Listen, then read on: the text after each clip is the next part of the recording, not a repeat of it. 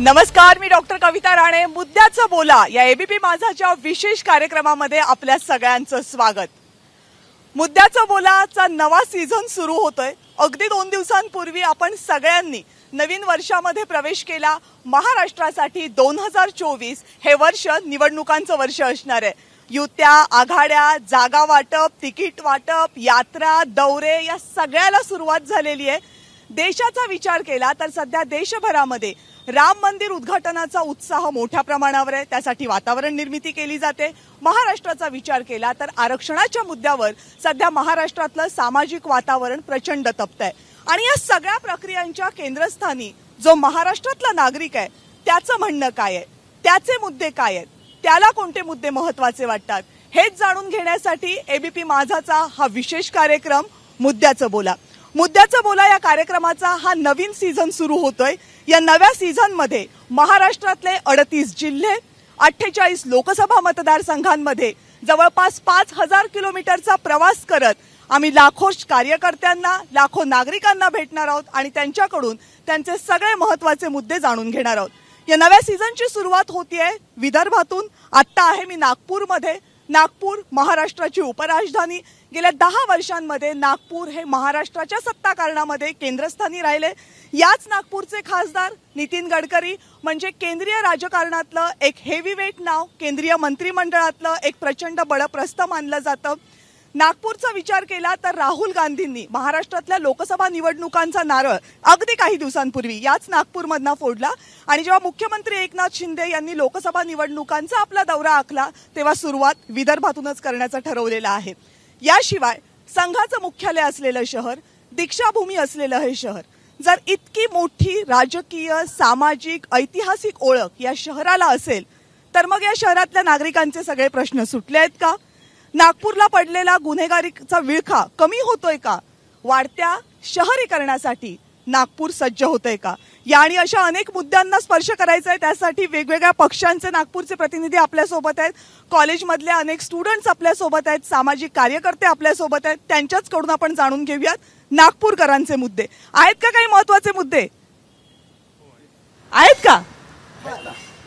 फक्त भारतीय जनता पार्टीकडे 15 वर्षापासून ही महानगरपालिका आहे नागपूरची. आणि फक्त आदरणीय गडकरी साहेब यांच्या नावावर खपणारे ह्या लोकांनी पूर्ण बजेट लावून ठेवलेलं आहे.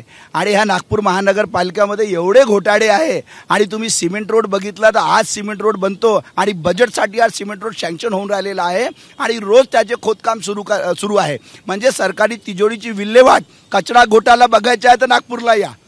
पाणी आतापर्यंत OCWच्या आतापर्यंत नाही झाला. 24 तास आणि 7 असे 15 वर्षापासून ते लोक रट लावून आहेत. परंतु आतापर्यंत ते सुविधा काही झालेल्या नाही, काही सोय झालेल्या नाही. आणि घोटाळ्यांचा अंबार आहे. परंतु सत्ता असूनही आता बजेटवर चालणारी, फक्त अनुदानवर चालणारी ही नागपूर महानगरपालिका लचड प्रणाली आहे. नागपूरची हालत खराब आहे. फक्त गडकरी साहेबांच्या मुखवट्यावर सांभाळणी आहे. बाकी विरोधी पक्षाला आरोप करण्याशिवाय दुसरं काम कुठं असते? सत्तेत येऊन थोडं काम करून दाखवावं लागते. गेल्या 15 वर्षात या नागपूर शहराला तेच म्हणतात कामच होत नाहीये. 15 वर्षात जनता पाहते आहे कामं. 15 वर्षामध्ये नागपूर शहराला आंतरराष्ट्रीय नकाशावर नाव मिळालेलं आहे. हे बिना कामं केल्याने मिळालं आहे का? की विरोधकांनी मुठभर माती टाकली ते दाखवून द्यावं. जे काय आहे ते काम आहे जनतेचंच आहे. जनतेच्याच पैशात नाही कोणी खिशातून काम करत. सहकारी आहेत सत्ताधाऱ्यांचे. होय, आम्ही नवीन सहकारी आहोत. परंतु सहकारी आणि राजकारणाच्या पेक्षा ज्वलंत मुद्दा, कारण मुद्द्यावर चर्चा ही आहे, तर मुद्द्यावर चर्चा जर नागपूरची करायची असेल तर सर्वात मोठा मुद्दा जो आहे तो आहे बेरोजगारी. आणि बेरोजगारीवर जर बोलायचं राहिलं तर आमची जी मुलं आहेत ती इथनं बाहेर जात आहेत. नागपूर शहराचा विकास निश्चितच आदरणीय गडकरी साहेब आणि देवेंद्र फडणवीस साहेबांच्या नेतृत्वात कोट्यावधी रुपयांचा निधी आणून विकास तर केला जात आहे. परंतु कुठे ना कुठे नागपूर शहराचे जे बेरोजगार सुशिक्षित युवा बेरोजगार आहेत पण त्यांच्या मग विकास होतोय मग बेरोजगारी का? विकास होतोय मग बेरोजगारी? नाही, विकास म्हणजे मूलभूत सुखसुविधांचा विकास होत आहे, परंतु फक्त इन्फ्रास्ट्रक्चर बनवल्याने काही होणार नाही. तर निश्चितच उद्योगधंदे व्यवसाय हे नागपूर शहरात आणावे लागतील, जेणेकरून आमचा इथला जो युवा सुशिक्षित युवा आहे तो बाहेर जाण्यास जिद्द करू नयेत आणि त्याच्या क्षमतेनुसार त्याला इथे अपॉर्च्युनिटीज हवी आहे. ती अपॉर्च्युनिटीज का नाही येत आहेत नागपूरमध्ये उद्योग? नागपूरमध्ये मोठ्या प्रमाणामध्ये उद्योग येण्याची सुरुवात झालेली आहे. इन्फ्रास्ट्रक्चर हा जो मुद्दा आहे सर्वात महत्त्वाचा मुद्दा आहे. आज मिहान सारखा रस्ता जो बनलेला आहे, आज 24 मोठ्या मुख्य शहरांना तो जोडणारा रस्ता झालेला आहे. आज एम्स हॉस्पिटल आज नागपूरमध्ये आपण बघतोय. तुम्ही आता एवढ्या लांबून आलेले आहात, याआधी तुम्ही नागपूरला आले असाल, आपणास दिसलं असेल की मेट्रो कशी धावतायत, त्याच्या खाली पूल कसे तयार झालेले आहेत, त्यावर ट्रॅफिक जाम जे होत होतं नागपूरचे ते जाम होणं. त्यांचं म्हणणं आहे की नुसतंच हे होत आहे पण नोकऱ्या काही येत पण टप्प्याटप्प्याने सगळ्या गोष्टी होतील ना. आपण म्हणजे आता नाही येत नोकऱ्या. नोकऱ्या आहे, पण आज मिहानमध्ये 45,000 लोकांना गडकरी साहेबांनी नोकऱ्या लावण्याची. मिहान मागच्या 15 वर्षापासून आदरणीय गडकरी साहेब मिहानसाठी बोलत आहेत. तो मिहान आतापर्यंत सुरू नाही झालेला आहे. मिहान आता कुठे सुरू झाला आहे? 15 वर्षापासून वाट बघत आहोत. मिहान बिलकुल खाली आहे, आता बाहेर पडणार. हो, खरं बोलून राहिले. आता बेरोजगार मेळावा इथं आयोजित करण्यात आला होता, मोठं याच्या वाजागाजांनी करण्यात आला होता. 2,000 लोक बोलवणार, नमो रोजगार कमीत कमी 50,000 लोकांचे आवेदन बोलवले, 18,000 लोकांना पण रोजगार नाही. गडकरी साहेबांनी जो बेरोजगारांचा मेळावा घेतला होता त्यामध्ये वर्षाला 2 लाख नागपूरकरांना आम्ही नोकऱ्या उपलब्ध करून देऊ अशी घोषणा केली होती. मोठ्या प्रमाणामध्ये इंजिनिअरिंग कॉलेजेस उघडले, मात्र मिहानची स्थिती जर बघितली तर अजूनही कुठलीही नवीन उत्पादन किंवा एसीजेड विकसित झालेला नाही. दुसरं महत्वाचं, ज्या लोकांच्या जीवावर मिहान प्रकल्प उभा आहे त्यांचं पुनर्वसन अजून सुद्धा झालेलं नाही. शिवणगाव नोकऱ्या आल्या ना, पुनर्वसन झालं.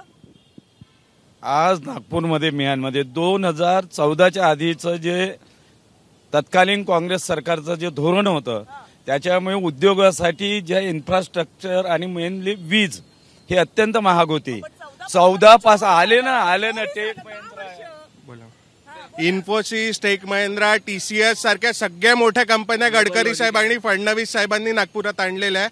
50,000 पेक्षा जास्ती रोजगार आहे. नितीनजींनी आजपर्यंत एवढा मोठा लॉजिस्टिक पार्क हा नागपूरला आलेला आहे. लॉजिस्टिक पार्कचं काम सुरू झालं, त्याच्यात जवळपास 2,000 लोकांना जॉब लागले आहे. TCSनी दिलेला आहे. इन्फोसिसचा आता इलेक्ट्रिक मीटर आता प्रीपेड येणार आहे. अदानीकडून इलेक्ट्रिक मीटर हा नागपूर. आता आम्ही आमच्याकडे खिशात पैसे असले तर वीज घेऊ आम्ही, आणि वीज एवढी महाग झाली. युनिट दर विचारा कुठे आहे युनिटचा, रोजगार येईन कुठे? तुम्ही पॉसिबल काय? अदानीला कोळसा देत आहेत आणि खापडखाडाचे विद्युत प्लांटचे प्रदूषण आम्ही नागपूरवाले घेत आहोत. म्हणजे ही स्थिती आहे. रोजगार 0 आहे ताई, आणि आम्हाला इकडे जे भेटत आहे तो प्रदूषण भेटत आहे आणि रोजगार नाही. दादा बोलले की इन्फोसिस, TCS वगैरे कंपन्या आले, परंतु इथल्या लोकल युवांना किती रोजगार मिळाला? माझा स्वतः भाऊ IT इंजिनियर आहे, त्यांनी कित्येकदा इथे इंटरव्ह्यू दिला, परंतु इथं भूमिपुत्रांना डावलल्या जातो, बाहेरच्या लोकांना इथे रोजगार दिला जातो. गडकरी साहेबांनी महानगरपालिकेमध्ये 15 वर्ष त्यांच्या पार्टीची सत्ता होती. या ठिकाणी शिक्षकांची अतिशय कमतरता आहे. प्रायमरी शाळा या ठिकाणच्या बंद होऊन राहिल्या. 24 तास पाणी देतो म्हणून सांगितलं होतं, ते खोटं बोलले. तिकडे दिल्लीमध्ये सांगतात 15 लाख देतो, नागपुरात सांगतात 24 तास पाणी देतो. म्हणजे हे खोटं सरकार आहे, आणि त्याच्यामुळे लोकांच्या आता हे लक्षात आलं आहे की हे केवळ आपल्याला बनवण्याचं काम करतात. याच्यानंतर आम्ही त्यांना व्होट देणार नाही अशा प्रकारची मानसिकता. त्यांचा तर विश्वास आहे की मी प्रचारालाही जाणार नाही.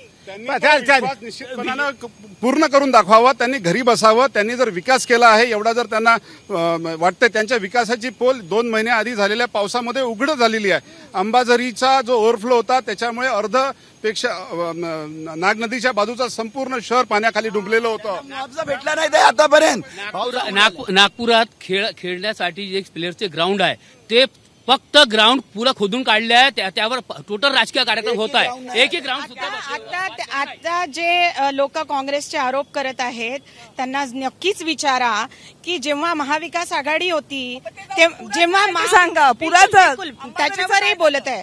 बघा काय झालेलं आहे की विकास कामं करत असताना इथे रस्त्यांवर जास्त महत्त्व दिलेलं आहे, परंतु जे सिव्हर लाईन्स शहराच्या आहेत त्या बदलणं अत्यंत गरजेचं आहे. कारण इथे लोकसंख्या वाढलेली आहे, सगळं व्याप वाढलेला आहे, परंतु त्यानुसार ती जी मूलभूत सुखसुविधा तेच म्हणतायत ती झालेली नाही. बैठक झालेली आहे, त्याच्यावरही फडणवीस साहेबांची गडकरी साहेबांची पुरानंतर बैठक झाली आहे, त्याच्यावरही काम सुरू झालेलं आहे. एक आपत्ती कोणाला सांगून येते का? एका रात्रीतून 116 mm पाऊस झाला.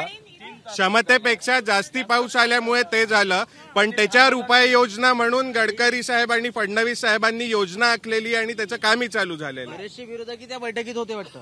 पृथ्वीवरील अनेक असे देश आहे जे खूप जास्त आपल्या देशापेक्षाही प्रगत आहे.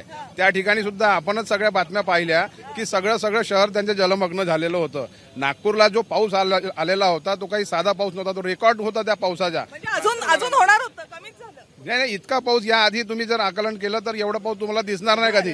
त्यामुळे सगळ्या या गोष्टी अनुभवल्या. ह्या फक्त काकांना बोलायचं. अंबाझरीला पूर आधी आला होता, बर्डीवर पाणी आलं होतं, कित्येक घरं वाहून गेले होते. हे लोक ते विसरून गेले. मी पॉलिटिकल बोलत नाही आहे, मी जी फॅक्ट्स आहे त्याच्यावर बोलतोय. आता त्यांनी दुरुस्त करायला पाहिजे, यात काही शंका नाही आहे, परंतु दुसऱ्यांवर आरोप करून होत नाही. फॅक्ट्स ज्या आहेत त्या तुम्ही पहिल्यांदा लक्षात घेतल्या पाहिजे. पण सरकार कमी पडलंय का? कमी पडलं म्हणजे त्यांना अंदाज नाही आला, हे नक्कीच आहे. दुसरी गोष्ट, मी डेव्हलपमेंट बद्दल बोलतोय. नागपुरात डेव्हलपमेंट झालेलं आहे, फक्त काही छोट्या मोठ्या गोष्टी आहेत त्या आहेत. आणि याचा म्हणजे या बाबतीत काही प्रश्न नाही आहे की काही डेव्हलपमेंट छोट्या मोठ्या व्हायला पाहिजे. आणि याच्यात एक लक्षात ठेवा, सगळेच पॉलिटिकल लोक सुद्धा रिस्पॉन्सिबल आहे.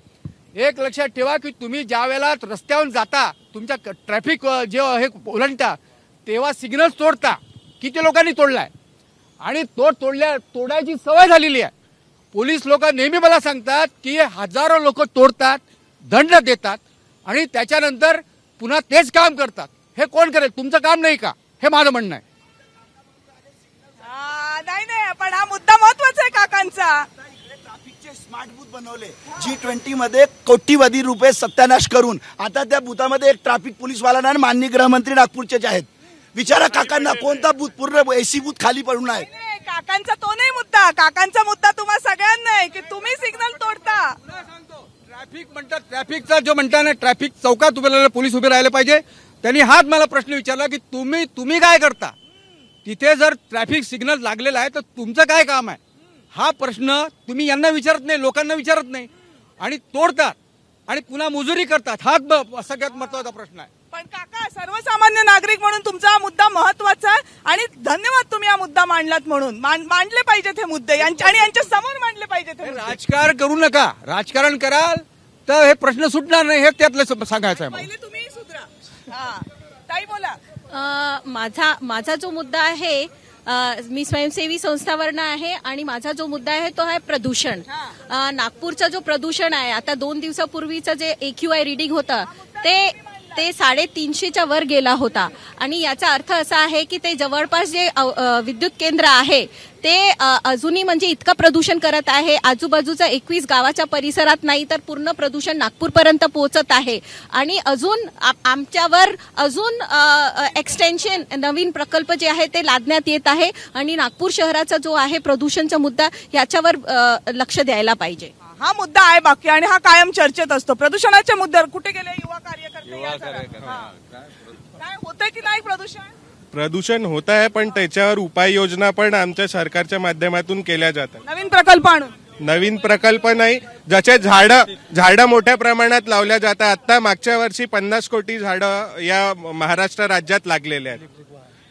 ईव्ही या मोठ्या प्रमाणात आपण लॉन्च गेलेल्या आहे. त्यांना सोडवू द्या, कुठे तुम्ही प्रॉम्प्टिंग करताय? मोठ्या प्रमाणात ईव्ही व्हेकल्स लॉन्च झालेले आहेत, ज्याच्यामुळे प्रदूषण कमी करायला प्रयत्न होत आहे. महानगरपालिकेच्या शाळांच्या बद्दलचा मुद्दा मी मांडला आहे की त्या ठिकाणी शाळेमध्ये शिक्षक नाही. आता त्यांनी अनअधिकृत शिक्षक ठेवले. ते 8वी 9वी 10वी 10वीला जे बोर्डाच्या परीक्षेला लोक बसणार आहे त्यांना अनअधिकृत शिक्षक शिकवून राहिले. 11वी 12वीमध्ये शिकवण्यासाठी शिक्षक नाही. हा महत्वाचा. शिक्षक हा मूलभूत अधिकार आहे माणसाचा. नुसतं भौतिक सुविधा दिल्याने हे होणार नाही. उलट एकीकडे भौतिक सुविधा द्यायचा आणि दुसरीकडे तुम्ही ज्या गोष्टीची धर्मनिरपेक्षतेची शपथ घेतली असा माणूस तिथे धर्माच्या नावावर राजकारण करतो, हे अजिबात चूक आहे. म्हणजे काय? म्हणजे असं की या ठिकाणी आज लोकांच्या हाताला रोजगार नाही आहे आणि त्या लोकांच्या हातात आता अक्षता देऊन ते घरोघरी वाटायला सांगून राहिले की तुम्ही आता मंदिरामध्ये जाऊन अक्षता वाटा. एकीकडे रोजगार द्यायला पाहिजे की अशा प्रकारे पाहिजे. आरोग्याच्या सुविधा नाही. मेडिकल हॉस्पिटलची जर स्थिती बघितली तर तिथं कुठल्याही पद्धतीनं सुविधा नाही आहे आणि दुसरीकडं बीजेपीचे नेते मोठाले हॉस्पिटल, खासगी हॉस्पिटल उभारून राहिलेले आहे. हा मोठा मुद्दा आहे. हृदयाला राम आणि हाताला काम पाहिजे, पण हे फक्त काय हृदयाला राम आणि हाताला काम हे पाहिजे, परंतु हे फक्त रामच्या नावावर सोंग करत आहे आणि यांचे नेते बोट दाखवून भगवान रामाना, श्रीमान रामाना मंदिरमध्ये घेऊन जात आहे. आणि राजकारण मी सांगतो, आता जे भारतीय जनता पार्टीचे माझे विधायक आहे आमच्यासोबत, त्यांच्या एरियामध्ये 14 वर्षापासून सिद्धेश्वर नगर आहे, तिकडे पाणीची पाईपलाईन नाही. 15 वर्ष अगोदर जेव्हा भाजपाची सत्ता यायची होती तेव्हा 30 लाख लोकांची आबादी होती आणि त्यामध्ये आता 62 लाख झाले, पण सिवरेज लाईन तेच आहे, आतापर्यंत पाणी लाईन नाही. आता घोषणा दिल्यात त्यांचा मूळ मुद्दा आहे की नुसतं सगळं चकचकीत करताय. भौतिक सुविधा, मूलभूत सुविधांचं काय? का आरोग्य नाहीये? का शिक्षणाच्या सुविधा होत नाहीये? कुठलीही गोष्ट, कुठलाही त्याला गोष्ट ही रात्रीतून काही उभी होत नाही. डेव्हलपमेंट हे स्टेप बाय स्टेप होते. आता हे सांगतात आहे की 17 वर्ष झाले सिद्धेश्वर नगरमध्ये पाईपलाईन टाकून आहे. पाईपलाईन टाकून नाही होत, त्याच्यासाठी पाण्याची टाकी सुद्धा बांधावं लागते, त्यासाठी प्लॅन करावं लागते. 2.5 वर्ष. पण जेव्हा मेट्रो येते तेव्हा त्याच्या अगोदर पाणी, रस्ते, शिक्षण, आरोग्य हवं की नको? मॅडम, तुम्हाला माहित नसेल, मेट्रो हा अत्यंत कोणत्याही शहराच्या विकासातला शेवटचा टप्पा आहे. मूलभूत गरजा आहे, पाणी, रस्ता, वीज, लाईट, सगळ्या गोष्टी झाल्या नाही तसं म्हणतात. बिलकुल झालेल्या 90-95% यांना माहिती नाही. यांनी जाऊन बघावं. मॅडम, एक पाण्याची टाकी बांधायसाठी, जागा मिळवायसाठी यांनी 2.5 वर्ष तर फेसबुक सरकार चालवलं, तेव्हा 2 पाण्याच्या टाक्या करून दाखवल्या. टँकर मुक्त महाराष्ट्र, टँकर मुक्त नागपूर. सत्तेमध्ये असताना यांचे नेते इथले मंत्री होते, इथे महाराष्ट्र सरकारमध्ये मंत्री होते, नागपूर शहराचे पालकमंत्री होते. त्यांनी किती निधी आणला यांना विचारा. आता तेव्हा अजितदादा होते ना, अजितदादा उपमुख्यमंत्री होते. आता विचारा, आम्ही महाविकास आघाडीमध्ये होतो ताई. ऑक्सिजन फक्त गडकरी साहेबांनी सोडलं तर भारतीय जनता पार्टीवाले बाहेर नव्हते निघत. कोरोना होता, हे फक्त सांगत आहे. कोरोनामध्ये दादा मुख्यमंत्री होते, तेव्हाही पण दादा मुख्यमंत्री होते. दादा त्याच वर्गामध्ये फेल झाले. पुन्हा अपेक्षा होती मुख्यमंत्री बनण्याची, परंतु त्याच वर्गात दादा फेल झाले. सॉरी. यांचा राम राजकीय आहे, आमचा राम राजकीय नाही आहे. यांचा राम राजकीय आहे. आमच्या रामासोबत सीता आहे. आम्ही सीताराम मानतो, हे राम मानतात फक्त. त्यांच्या रामामध्ये काम नाही. आम्ही कामाला रामाचं महत्व दिलेलं आहे. पुरुषार्थ, चांगलं काम करणं, त्याच्यात आम्ही राम पाहतो. यांना राम नको असेल, पुरुषोत्तम मर्यादेचा अपमान करायचा असेल, त्यांनी सांगावं. 600 वर्षापूर्वीचा लागलेला देशावरचा कलंक मिटून 22 तारखेला रामलल्ला स्वगुरी येत आहे, त्याचं निमंत्रण आम्ही आणि नाही म्हणावं लागत राम नको. इस देश को बनाने के लिए मंदिर नहीं, कॉलेजेस चाहिए. रोजगार, इस देश को बनाने के लिए राम नहीं चाहिए. इस देश को बनाने के लिए आरोग्य सुविधा चाहिए, रोजगार चाहिए, मूलभूत सुविधाएं चाहिए. बराबर है. और राम हर जगह है, मेरे दिल में हर जगह है. इसके लिए मेरे को अयोध्या जाने की जरूरत नहीं है. मेरे को रोजगार चाहिए, मेरे बच्चों को एजुकेशन चाहिए, अच्छी सरकार चाहिए. वो मेरी मान्यता है. बाकी सब चीज चलती रहेंगी. साठी यांनी रामाना मजबूर केलेला आहे. राम आमच्या घरी पहिले पण होते. माननीय तुलसीदासच्या रामचरितमानस आमच्याकडे. जेव्हा अयोध्या पाडली माहीत होता तेव्हा समोर कोण येऊन छातू ठोकून बोलून गेलते? हिंदू हृदय सम्राट आदरणीय बाळासाहेब ठाकरेंनी बोलले होते. हे सगळे सेपूट. आणि हे बरोबर आहे. सुप्रीम कोर्टाच्या निर्णयामध्ये असा कुठेही उल्लेख नाही. उलट हा जो निर्णय होऊन राहिला हा काही भारतीय जनता पार्टीचा निर्णय नाहीये मंदिराचा, हा सुप्रीम कोर्टाचा निर्णय. सुप्रीम कोर्टाच्या निर्णयाच्या अनुषंगानं तिथं राम मंदिर होऊन राहिलं. त्या निर्णयामध्ये असा कुठेही उल्लेख नाही की बाबरी मस्जिद तिथं होती, राम मंदिर तोडून. जेव्हा शिवसेना, उद्धव ठाकरे गट हे सरकारमध्ये होतं, सत्तेमध्ये होतं, तेव्हा हे स्वतः प्रभू रामचंद्रजी की जय, प्रभू रामचंद्रजी की जय करत होते. प्रभू रामचंद्रजींनी मर्यादेमध्ये राहण्याचा संदेश दिलेला आहे.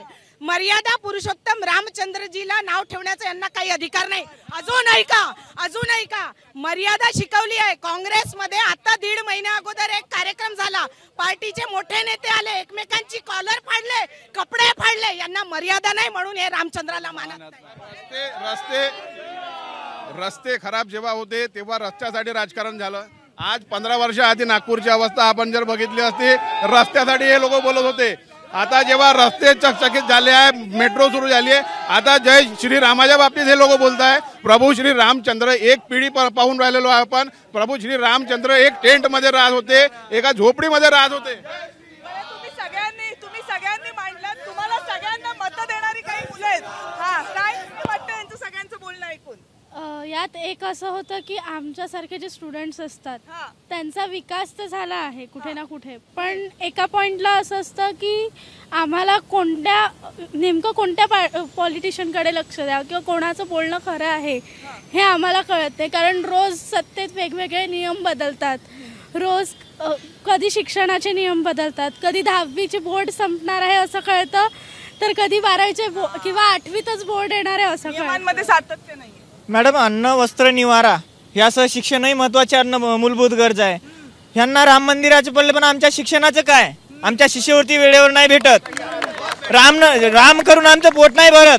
आमच्यासाठी आम्हाला रोजगार पाहिजे. रोजगार उपलब्ध नाही होत, त्याच्यासाठी आम्ही काय केलं पाहिजे? पॉलिटिकल पार्टी येईल जाईल. आता मी इथे पाहतो यांची स्वतःची साठगाठ चालू आहे इथे, कसे ते एक दुसऱ्यासोबत वागतात. तर ते विरोधी आहे, पण ते त्यांच्यामध्येच त्यांचं चालू राहते. कोणचा माहीतच नाही ना कोणाला. आणि हेच असतं, चालू असतं. कोणता नेता कोणासाठी आहे हेच कळायला मार्ग नाही. आमच्या शिक्षणाचा मुद्दा कोणी मांडतच नाही. आम्ही काय केलं पाहिजे? देवेंद्रजींनी सगळ्यात चांगलं काम केलं आहे, हे काँग्रेस सरकारला माहिती नाही आहे. रोजगार सर्वांना भेटतो आहे, पण या लोकांना आमच्या इथे जॉब नको आहे, त्यामुळे हे लोक आम्हाला विरोध करतात आहे. आता रिझ्यूम पाठवावे यांनी आम्हाला, आम्ही त्यांना जॉब लावून देऊ. आमच्याकडे तेवढी ऑपॉर्च्युनिटी आहे. माझं फायनल इयर झालं बीकॉमचं आता. मग काय करतो आता? मी बँकिंगची तयारी करतोय. मी पण बीजेपी मध्येच काम करतो. नोकरी मिळाली का? नोकरी मी रिझ्यूम दिलाय, माझे इंटरव्ह्यू पण झाले, मला बोलवलंय, पण मला आता सध्या बँकेचा जॉब करायचा, त्यामुळे मी सध्या तिकडे गेलो नाहीये. सगळ्यांना मिळणार का? सगळ्यांना भेटेल. हे लोक प्रायव्हेट पेक्षा प्रायव्हेटचा भरोसाच नाही ना. 4 दिवस केलं का 4 दिवसात काढून टाकतात. आम्ही कोणत्या बेसवर जॉब करायचा प्रायव्हेटवर? मी स्वतः एक प्रकल्पग्रस्त आहे आणि आम्हाला 5 लाखाचं आमिष दाखवून, हे फक्त एक वार्षिक 5 लाख रुपयाचं हे दाखवून आम्हाला बेरोजगारी दिलेली आहे. आणि कुठल्याही आमच्या लोकल मुलाला, एकाही मुलाला जॉब नाही दिलेला आहे. खाजगी नोकऱ्या म्हणजे आमच्याकडे 11,000. कोण म्हटलं विरोधात बोलतोय? कोण म्हटलं? मी बोललो. आमच्याकडे 11,097 विद्यार्थ्यांचे एम्प्लॉई आयडी सोबत लिस्ट आहे की आम्ही कोणाकोणाला कोणत्या कंपनीत नोकरी दिलेली आहे. त्यामुळे हे वायफाळ गोष्ट करत आहे. आणि फक्त 11,097 नोकऱ्या. नागपूरची लोकसंख्या किती? नागपूरची लोकसंख्या 35 लाखाच्या वर आहे मॅडम. आमच्याकडे 65,000च्या वर लोकांनी रजिस्ट्रेशन केलं. त्याच्यातून 35,000 विद्यार्थी तिथे इंटरव्ह्यू द्यायला आले आणि त्यापैकी 11,097 लोकांना नोकऱ्या लागल्या ज्यांच्या एम्प्लॉई आयडी.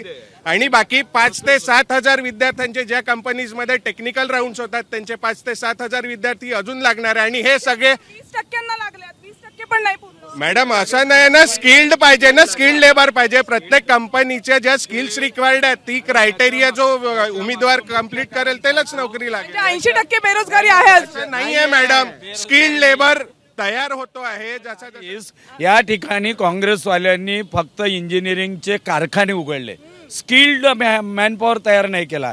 शेवटी स्मार्ट किती झाले? 10 वर्षात किती झाले? 10 वर्षात कुठले 10 वर्षात? आता मॅडम मिहानमध्ये TCS सारखे, इन्फोसिस सारखे तिकडनं आलं. मंदिर उघडून होणार आहे का? म्हटलं रामाचा आशीर्वाद घेतील आणि 100% स्किल लेबर होतील. आता मॅडम एम्स आलं, IIT आलं, सिम्बायसिस आलं, नार्से तुम्हाला प्रश्न विचारतायत आणि तुम्ही त्यांना सांगता रामाचा आशीर्वाद घेऊन स्किल. मोठ्या मोठ्या तिकडे मॅडम मोठ्या स्किल लेबर. रामाचा आशीर्वाद घेतला म्हणजे नोकऱ्या भेटत नाही साहेब. आम्हाला काहीतरी द्या. आमच्या हातात भीक नका देऊ, पेन द्या. दादा माझा मास्टर चालू आहे. मास्टर चालू आहे, जर्नलिझम मधून मास्टर करताय, 10 वेळा रिझ्यूम टाकला, आम्हाला कुठं जॉब नाही आहे, कुठं जॉब नाही आहे. राहणं मॅटर करत नाही. मी भारताचा नागरिक आहे, भारताच्या कोण्याही कोपऱ्यात राहू शकतो. मी भारताचा नागरिक आहे, कोण्याही कोपऱ्यात जाऊन कोणतंही शिक्षण घेऊ शकतो. आम्हाला टीचिंग प्रोफेशन सुद्धा नाही, त्याच्यावर काय नाही बोलत तुम्ही? टीचिंग प्रोफेशन नाही आम्हाला. यांनी आपला रिझ्यूम खासदार नितीनजी गडकरींच्या कार्यालयात द्यावा, 100% यांना नोकरी लागेल. नितीनजी कुठल्या खात्याचे ते कुठल्याही खात्याचे मंत्री जरी असले तरी नागपूर शहराचे ते खासदार आहेत आणि नागपूर शहरातले खासदार असल्यामुळे ते लावून देत. बर, सगळ्याचं झालं. एक सर्वसामान्य नागरिक म्हणून शेवटची प्रतिक्रिया काका, तुमची शेवटची प्रतिक्रिया.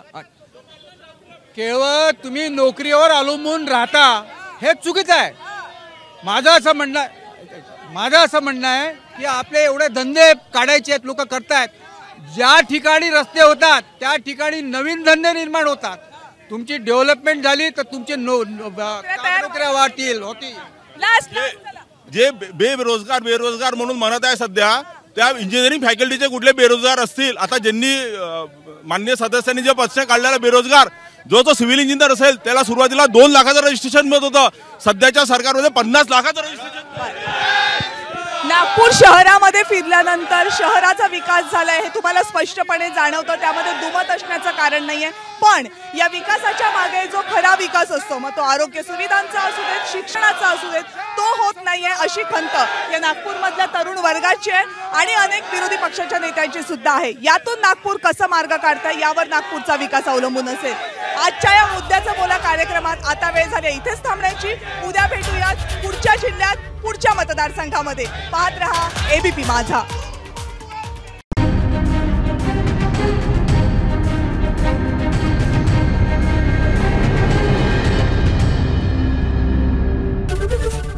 एबीपी माझा, उघडा डोळे बघा नीट.